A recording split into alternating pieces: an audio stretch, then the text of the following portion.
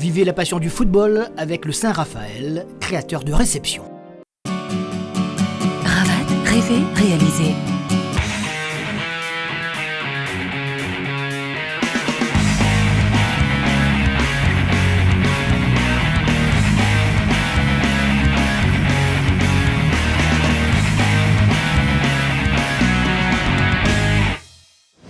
Bonsoir, j'espère que vous avez passé un excellent week-end de la Toussaint. On va vous reparler de football avec un programme beaucoup plus complet, notamment des interviews que vous n'aviez sans doute pas entendues hier, à la suite de cette journée de championnat qui s'est disputée samedi soir, une journée complète et tout cela, après la fièvre donc, de la Coupe de France régionale qui est un petit peu retombée, et la victoire de la Sainte-Marienne, tiens, la Sainte-Marienne justement, qui connaît son adversaire au tour prochain de la Coupe de France. Le 7e tour, ce sera le 15 novembre prochain.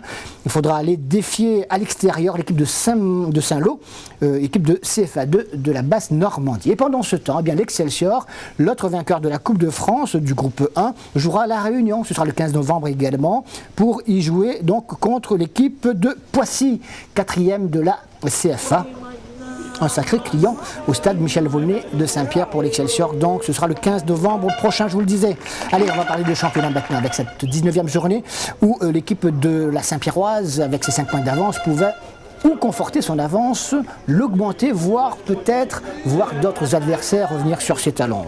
On va essayer de faire le point à l'occasion des images que l'on va vous proposer. Tout d'abord, à Saint-Benoît, où l'équipe de Bras-Fusil accueillait cette équipe de la Saint-Pierroise. Alors, le Saint-Pierrois, évidemment, espérait cette victoire, alors que Bras-Fusil avait besoin de points également et attendait ce rendez-vous depuis de longues semaines des Saint-Pierrois qui ne pouvaient pas se permettre de faux pas au risque de voir d'autres formations comme la Sainte-Marienne ou alors l'Excelsior lui revenir sur les talons. Que s'est-il passé à Saint-Benoît, stade Jean-Lannes? Si vous ne connaissez pas encore le résultat, c'est le moment de le découvrir. Bras-Fusil Saint-Pierrois, c'était samedi soir. Bras-Fusil tout de vert vêtu, d'abord en défense avec ce coup franc de Wilson Grossette qui permet de tester le gardien Turpin, le gardien de Bras-Fusil, une équipe de Saint-Benoît particulièrement solidaire et qui a quand même subi en ce début de rencontre avec Ivan qui déborde de côté gauche avec un centre au deuxième poteau pour la tête, encore une fois, de Wilson Grossette, sauvé sur la ligne du gardien bénédictin. Bras-Fusil va bien essayer de mettre le nez à la fenêtre, sans grand succès malgré cette tête prolongée par Rolian pour son avant-centre, qui ne donne absolument rien si ce n'est une sortie tranquille pour le gardien Saint-Pierrois. Et puis finalement, à la 30e minute, eh bien, l'équipe Saint-Pierroise, à la suite de cette première balle de Ivan, est sortie du gardien Turpin, ballon renvoyé en catastrophe par la défense, pas suffisamment. Ballon récupéré par l'équipe Saint-Pierroise avec à nouveau Ivan côté gauche, ce tir finalement un peu cafouillé. Et à la réception, il y a Wilson Grossette à la 30e minute qui permet à l'équipe Saint-Pierroise d'ouvrir le score. Alors, elle avait besoin de se rassurer. Alors, ce déplacement, les Saint-Pierrois savaient qu'il était particulièrement compliqué, il était difficile, il fallait rester sur ses gardes et puis essayer de trouver la bonne faille. Mais la faille est arrivée à ce moment-là. Mais après cela, on va enfin trouver une équipe de Bras-Fusil un peu plus entreprenante. On est toujours en première mi-temps, on va regarder avec cette frappe qui oblige le gardien à claquer pratiquement en corner. Il touche juste ce qu'il faut pour détourner cette balle en corner. Donc la première attaque incisive pour cette équipe de Bras-Fusil, on amène une autre, toujours sur le côté gauche au départ. Ballon renvoyé une première fois par la défense saint-pierroise. Bertil est dans le coup avec ses partenaires et finalement cette frappe qui oblige Julien Grandin à s'y prendre à 2 reprises pour récupérer ce ballon. Alors 1-0, score acquis à la pause. Mais ils savent pertinemment qu'il reste encore 45 minutes à jouer, qu'en face il y a une équipe de Bras-Fusil qui se concerte par exemple ici avant de revenir au retour de vestiaire pour essayer de trouver la meilleure solution. Bien cette solution, pourquoi pas sur cette action au milieu de paquet de joueurs, ballon qui va revenir finalement pour cette reprise immédiate de Bertil qui oblige Grondin à claquer en corner. Bras-Fusil prend les choses en main, cherche cette égalisation qu'elle pourrait mériter à ce moment-là. Le coach donc donne ses dernières consignes à ses joueurs pour précisément mettre un peu plus de pression sur cette défense saint-pierroise. Et ce sera l'équipe de la Saint-Pierroise au contraire qui se montrer encore la plus dangereuse, en tout cas la plus réaliste avec cette frappe du même Wilson Grossette. Alors que on avait plutôt vu cette équipe de Bras-Fusil à l'attaque, et bien Wilson Grossette met à l'abri de manière pratiquement définitive à ce moment-là l'équipe Saint-Pierroise, parce qu'il reste encore 15 minutes à jouer, ce d'autant que les bénédictins vont perdre Axel Adras pour un deuxième carton jaune dans une fin de match un peu confuse. Une équipe de Bras-Fusil qui va tout de même trouver la réduction du score sur ce magnifique coup franc d'Alexandre Faconnier qui va tromper Julien Grandin et permettre à son équipe de réduire le score. Mais ce qui est le plus important pour l'équipe Saint-Pierrois, c'est cette victoire de Buzyn. Victoire 4 points qui leur ouvre un peu plus encore les portes du titre de champion 2015, même si mathématiquement ce n'est pas encore fait.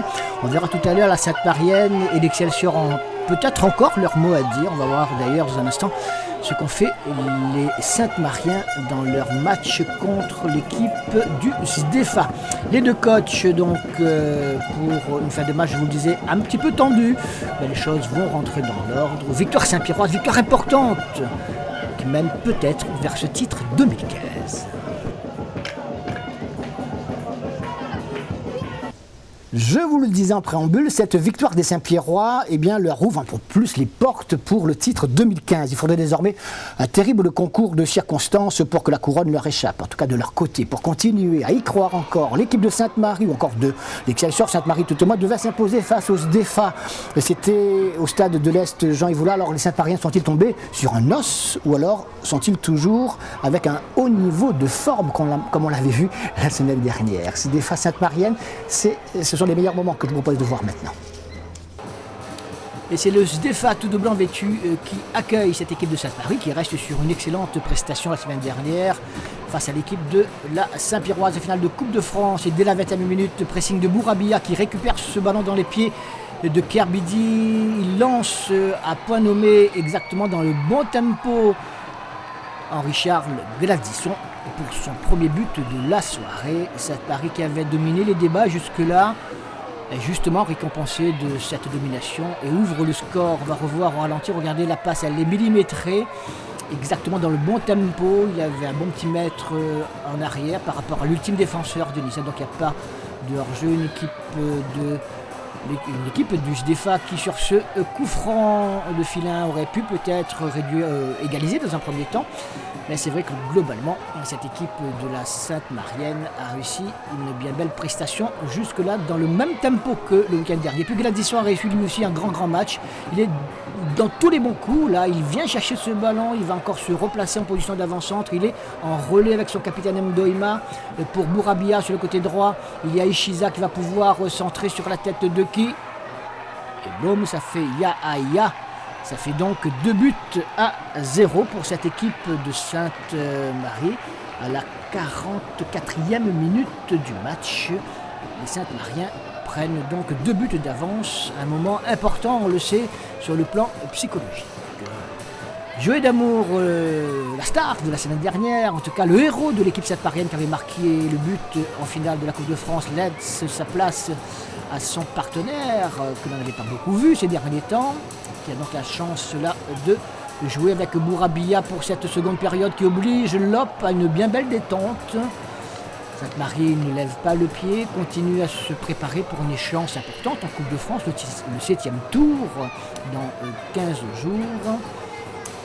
Ils ont joué très sérieusement au point d'ailleurs de marquer finalement un troisième but à la suite de ce contre rapidement mené par le même Gladisson sur le côté gauche. Il va chercher une solution.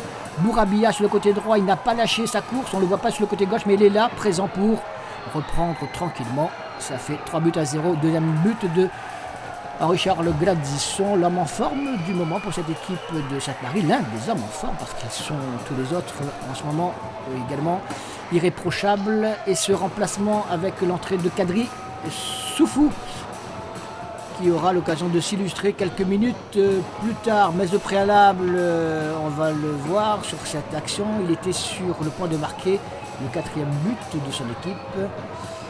Commune pour une balle Gladisson et cette frappe précisément de Kadri Soufou renvoyée par le poteau des buts de Lop.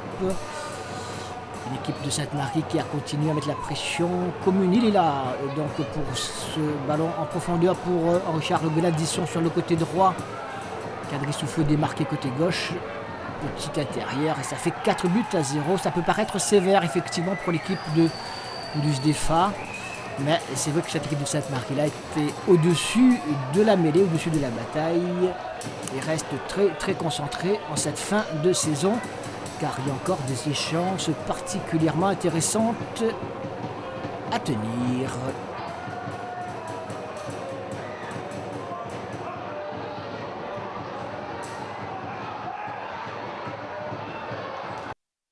Oui, la défaite est au niveau du score, mais cette semaine, on a mis à disposition des 19 ans. Là. Il y a Abderman, Ronan et Gori Dijoux à disposition pour leur demi-finale. Ils ont gagné, donc ils sont en finale. Et nous, on a essayé de jouer avec une équipe. En plus, il y a Boulard qui est blessé et qui reprend l'entraînement la semaine prochaine. Donc on était très diminués, mais les joueurs qui ont joué ce soir, je suis satisfait d'eux, content d'eux, parce qu'ils ont donné le meilleur d'eux-mêmes. En face, il y avait une grosse équipe, je dirais.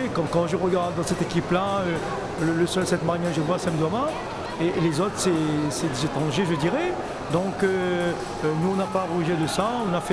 Ce soir, on a fait un très bon match. On est resté dans l'esprit du jeu, on n'a pas fermé le jeu. Donc ça, c'est ce qui est intéressant. Et c'est dommage qu'on prend ce premier but sur, je dirais, sur un fait de jeu, parce qu'il y a faute sur Kabidzi, l'arbitre ne siffle pas, et puis nous on s'arrête et on prend ce but-là parce que la Sainte-Marienne n'avait pas d'occasion au départ, et on a donné l'occasion, et puis il marque. Et puis l'encaissé un but à 44e, ça c'est dur. Et puis on essaie de revenir en deuxième mi-temps, mais on savait qu'à 2-0, ça aurait été difficile. On savait, après notre victoire en Coupe de France, on est bien mentalement, et voilà, on a fait le boulot. On savait exactement ce qu'on devrait faire pour gagner aujourd'hui, et on a fait le boulot. Vous avez gardé la même façon de jouer, donc la même rigueur finalement? Oui, pareil comme la semaine dernière contre Saint-Pierre, on ne les a pas sous-estimés, on n'a même pas regardé le classement. Là, il nous restait 4 matchs avant celui-là. On a joué, après voilà, on a gagné aujourd'hui, et on espère continuer comme ça jusqu'à la fin de la saison. Tu as retrouvé le chemin défilé toi-même? Ça fait longtemps, oui, ça fait plaisir de marquer quand même. Parce que ça fait très longtemps que je n'ai pas marqué. En tout cas, ça fait plaisir. Tous les autres matchs s'étaient disputés samedi soir à l'occasion de cette 19e journée. L'Excelsior, encore en course mathématiquement, accueillait les Marsouins de Saint-Leu, alors que nous avions eu droit également à une confrontation directe pour ne pas descendre entre la Capricorne et Petite-Île. Les résultats complets et le classement. Eh bien, il y a une autre surprise dans cette 19e journée. D'abord, on va commencer dans l'ordre. La Saint-Louisienne qui a battu l'USV 3-0, c'est logique. La Saint-Pauloise qui gagne. Le derby de l'Ouest 1-0 face à la Jeanne. La Saint-Pierroise a gagné, on l'a vu. La Capricorne qui écrase la Petite-Île, 4-0. Les Marsouins ont gagné. Ça, c'est la grosse surprise à Saint-Joseph face à l'Excelsior. L'Excelsior qui s'effondre là dans cette fin de championnat. Et Sainte-Marie a gagné donc chez le SDFA. 3 victoires à l'extérieur et 3 victoires à domicile. Au classement donc, eh bien, la Saint-Pierroise compte toujours 5 points d'avance sur la Sainte-Marienne. Ça sent vraiment bon à 3 journées de la fin pour les Saint-Pierrois.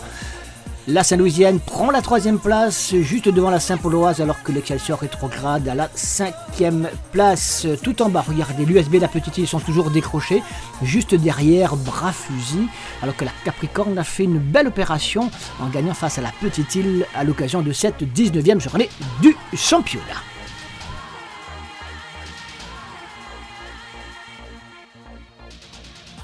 On va faire un petit tour en Super D2 avec une double journée la semaine dernière pour ces garçons.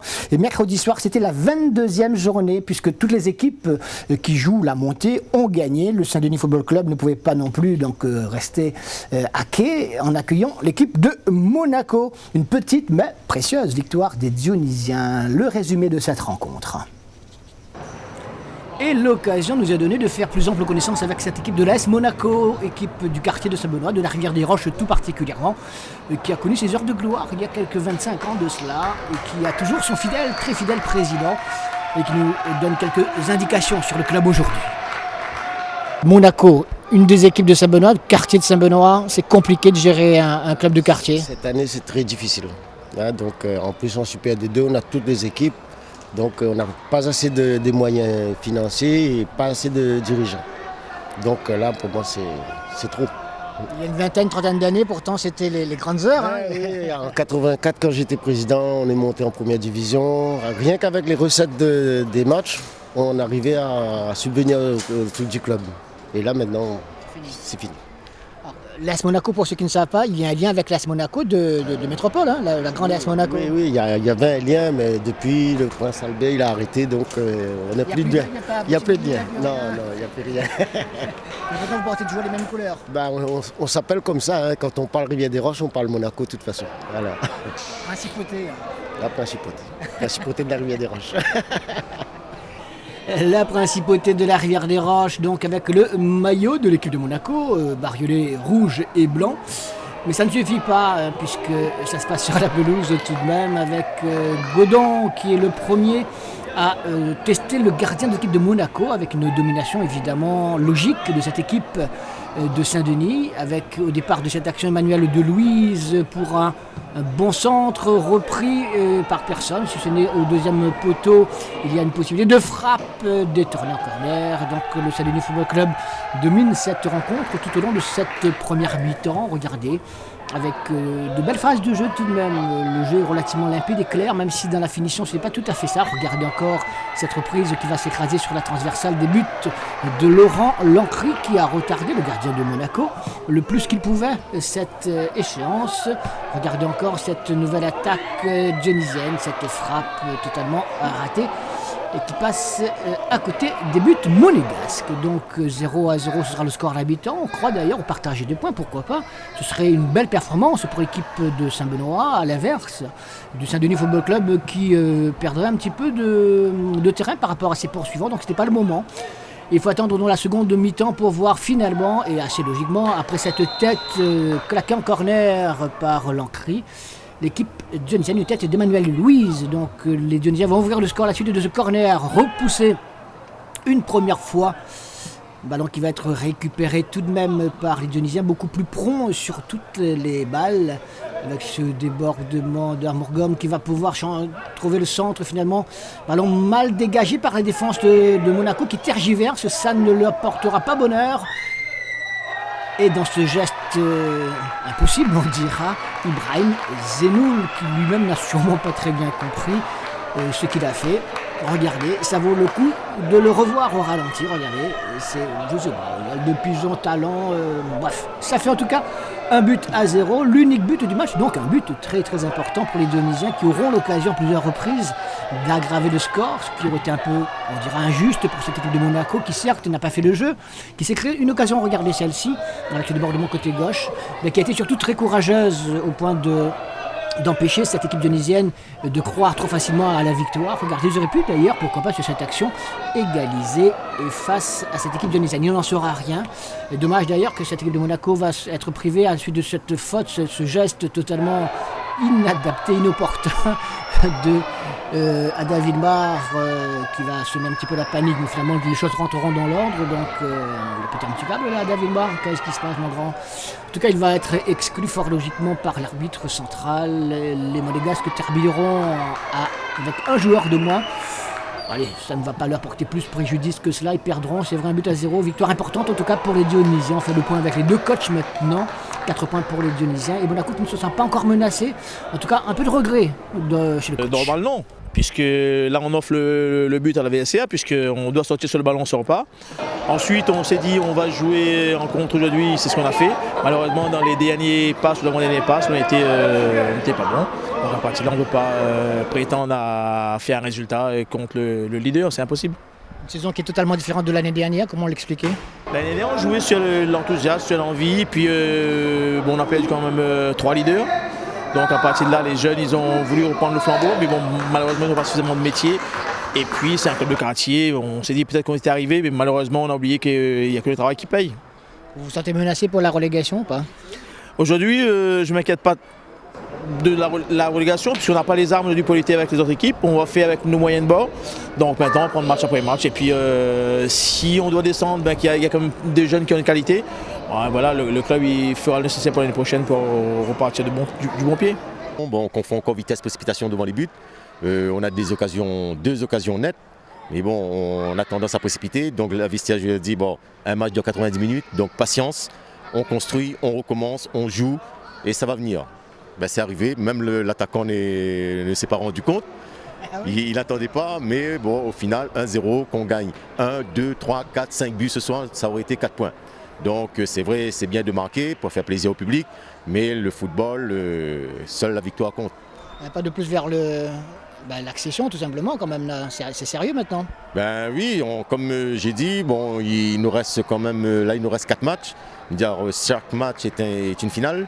Donc c'est important de gagner ce soir sur notre terrain pour pouvoir garder cet avantage qu'on a, parce qu'on a un déplacement quand même périlleux dimanche à Grandbois qui ne sera pas facile.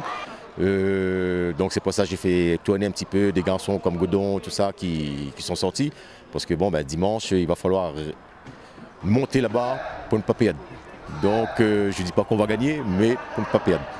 Eh bien, ce match où le Saint-Denis Football Club se déplaçait à Grandbois, c'était hier après-midi. Voici d'ailleurs l'ensemble des résultats de cette nouvelle journée de championnat. C'était la 23e journée. Il s'est passé des choses. Une 23e journée complète, regardez ces résultats. Le Saint-Denis Football Club a gagné à Grandbois finalement 2-0, un double de Godon. La JS Ouest a battu 3 bassins, attention 3-2. Victoire par ailleurs de Piton-Saint-Leu, de l'Oxa Léopard sur la ligne Paradis. L'entre-deux a gagné chez les Avirons, c'était le duel des mal classés. Saint-Philippe a battu la F Saint-Louis et puis Monaco-Sainte-Suzanne se jouera le 4 novembre prochain. Dans ces résultats, vous le voyez, 3 bassins a perdu. Saint-Denis a gagné, donc l'écart se creuse un peu plus alors que Sainte-Suzanne est à l'affût. Regardez d'ailleurs ce classement inégal pour l'instant avec plusieurs matchs en retard. Le Saint-Denis Football Club avec 10 points d'avance, donc devant 3 bassins est à l'aise, 3 bassins un match de moins, mais aux côtés de Sainte-Suzanne qui prend une option du coup avec 2 matchs en moins. Grandbois est peut-être encore dans le coup, même si elle compte cette équipe de Grandbois 23 matchs, et puis tout en bas vous le voyez, Monaco, Aviron et Entre-deux ferment la marche.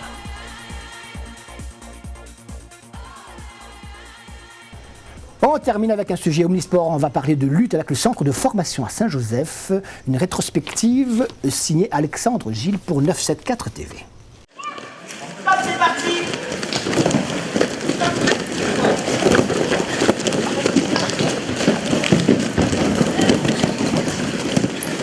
Ici, on est au centre formateur lutte de Saint-Joseph. Et actuellement, les gamins passent des tests pour être recrutés dans ce centre formateur. Donc des gamins qui ont été repérés au cours de stages ou de compétitions, qui viennent de différents clubs de Lille, certains de Saint-Joseph. Donc voilà, aujourd'hui, ils sont presque à changer peut-être leur vie sportive. On espère pour eux qu'ils vont réussir à intégrer ce centre. Au comité de lutte, on fonctionne une grande majorité avec le monde scolaire. Je pense que c'est un vrai projet d'équipe. Les résultats ne tiennent pas compte uniquement de l'entraînement sur le tapis. On a essayé de constituer un contexte le plus favorable possible pour que le gamin puisse s'exprimer, exprimer tout son potentiel. Le conseil général accompagne les sportifs de haut niveau déjà listés, donc ça, par des primes de résultats lors de compétitions, un billet d'avion gratuit par an. Et sur Saint-Joseph même, la structure de Saint-Joseph elle est accompagnée dans le sens où il y a une aide à l'hébergement et aux interventions des encadrants. Donc, ce qui nous a permis d'attraper une nutritionniste, un préparateur physique et de consolider bien cette structure. Go. Je fais énorme 5.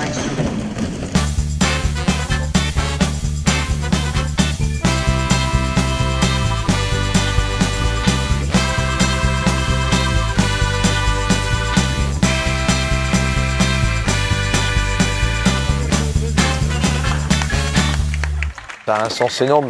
Je pense que le gamin s'épanouit. Chez un adolescent, c'est hyper important. Il passe ses années collège avec le moins d'embûches possible. Donc tout ça est formidable à vivre. Ils deviennent plus matures, plus autonomes, responsables rapidement. Et rien que pour ça, c'est formidable. Quel que soit l'avenir professionnel ou sportif qu'ils auront plus tard.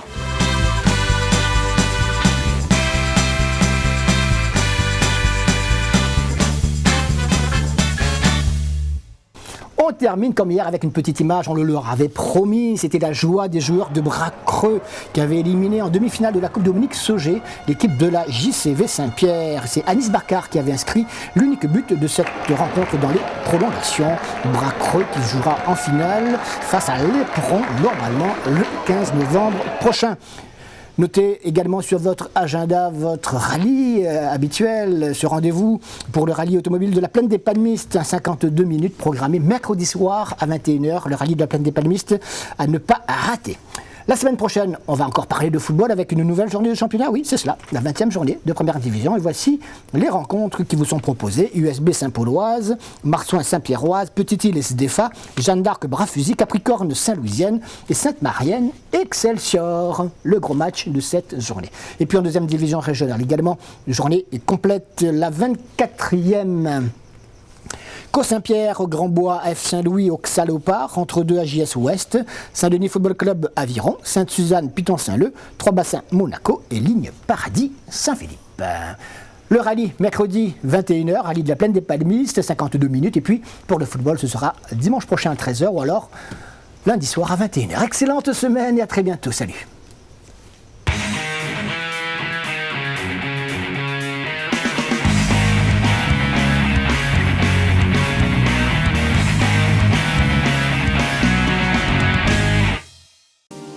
Vivez la passion du football avec le Saint-Raphaël, créateur de réception.